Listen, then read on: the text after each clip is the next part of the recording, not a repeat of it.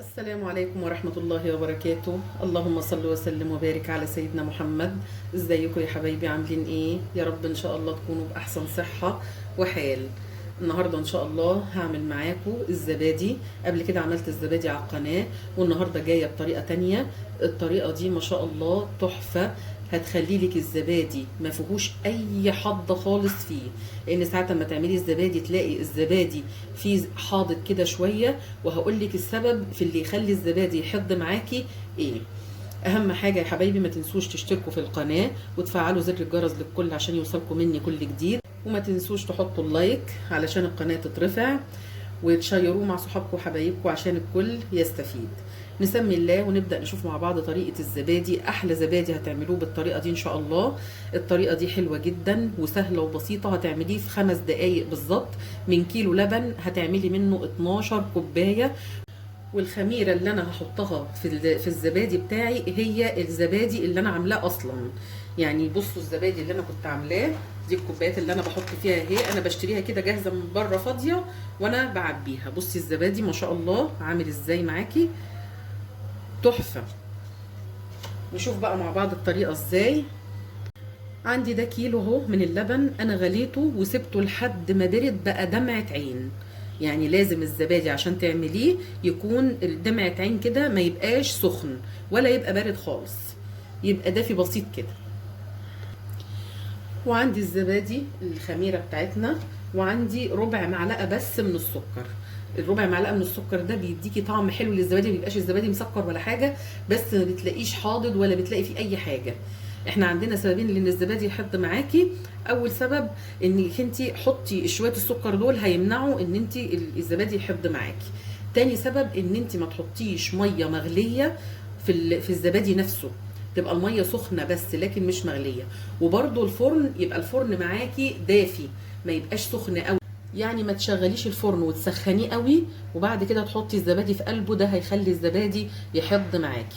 وقت الزبادي في الفرن، بعد ما تحطيتي الزبادي دافي في الفرن هتحطيه لمده 4 ساعات. واحنا دلوقتي مع بعض اهو خطوه بخطوه. اللبن بتاعي بصي الوش بتاعه عليه عامل ازاي، وش اللبن هقلبه بس كده. هو زي ما اتفقنا ان هو دافي، اقلبه كده كويس عشان القشطه بتاعته تدوب، لانها كانت عملت طبقه فوق الوش. تقلبي اللبن بتاعك كده كويس، اخلطي القشطه بتاعته فيه، وتنزلي بالربع معلقه السكر.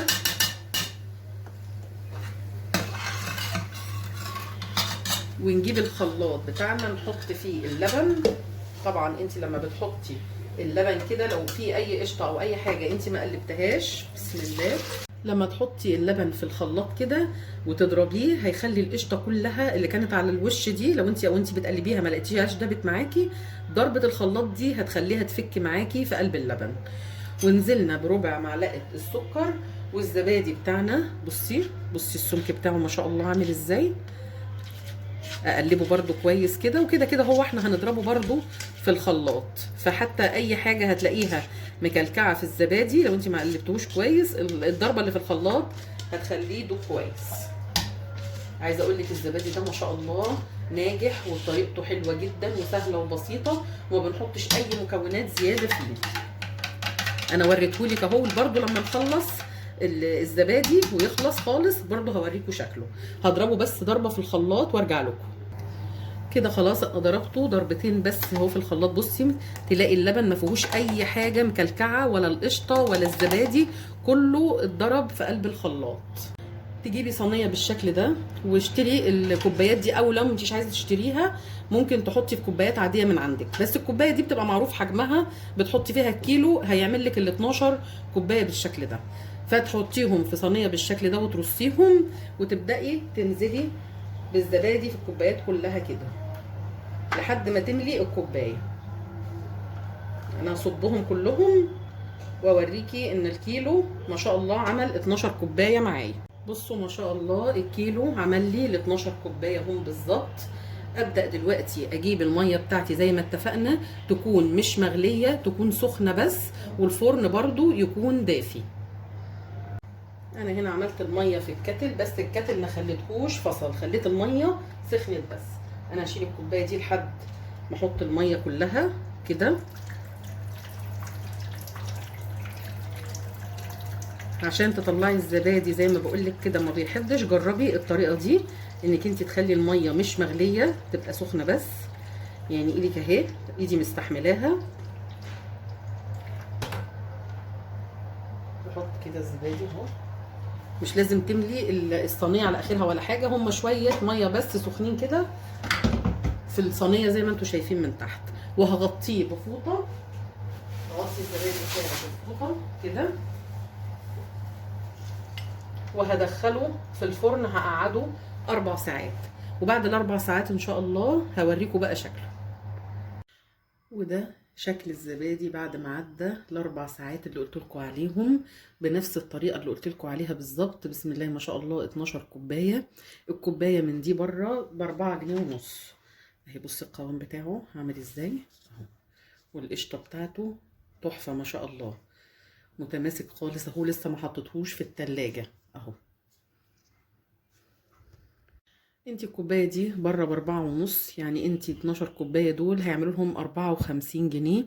انتي لو جبتي كيلو لبن واحد زي ما انا جبت كده، يعني في ناس على حسب ما بتبيعوا ب20 ب22 على حسب المكان اللي انتي فيه. مهما كان هيوفر معاكي، حتى لو ب25 جنيه الكيلو دول، لو جبتيهم من بره هيعملوا 54 جنيه.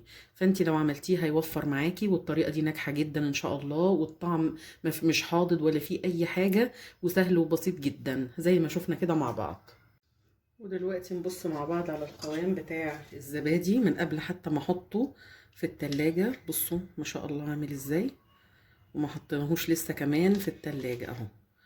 ما شاء الله تحفة. يا رب ان شاء الله تكون الطريقة بتاعتي النهاردة عجبتكم وتنفذوها وتقولي لي رأيكم. طبعا انا دلوقتي هغطي الزبادي كله بالغطا بتاعه اهو. طبعا انت على حسب ما قلت لك، انا بجيب الكوبايات دي علشان بتبقى زي بتاعه بره بالظبط، حجم بتاعه بره. فبوزع، بجيب الكيلو وبعمله فيها، بيعملوا لي الكوبايات بالشكل اللي احنا شايفينه ده كده. وباخدهم اغطيهم كده وتحطيهم في التلاجة زي ما هما بالغطا بتاعهم كده اهو. غطيت الكوبايات كلها وحطيتها فوق بعض بالشكل ده. بقى هتحطيها في التلاجة، الزبادي هيمسك نفسه اكتر كمان. يعني انا وريتك شكله اهو ما شاء الله ماسك نفسه جدا، ودقته كمان طعمه فظيع والله. جربوا بس الطريقة دي وان شاء الله مش هتندموا. اتمنى ان الفيديو بتاع النهارده يكون عجبكم وتنفذوا الطريقه وتقولي رايكم في الكومنتات. وكل عام وانتم طيبين وبالف خير يا حبايبي، ورمضان مبارك علينا جميعا يا رب. شكرا لمتابعتكم، والسلام عليكم ورحمه الله وبركاته.